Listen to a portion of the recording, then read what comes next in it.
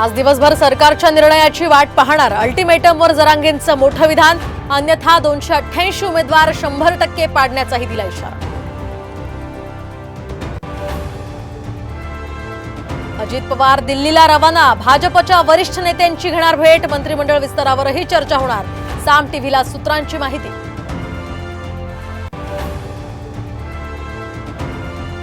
काँग्रेसच्या फुटीर आमदारांची हकालपट्टी होणार, नाना पटोलेंचा कारवाईचा इशारा।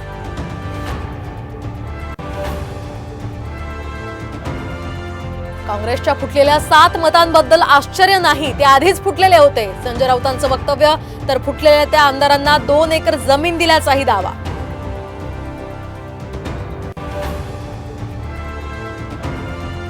नारायण राणेंच्या खासदारकीला ठाकरे गटाकडून हायकोर्टात आव्हान, मतदारांना धमकावून मतं मिळवल्याचाही आरोप।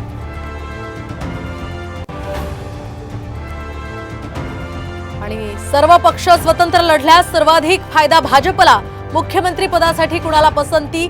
साम टीव्ही आणि सकाळचा सर्वात मोठा महाराष्ट्राचा कल पहा आज संध्याकाळी 7 वाजता।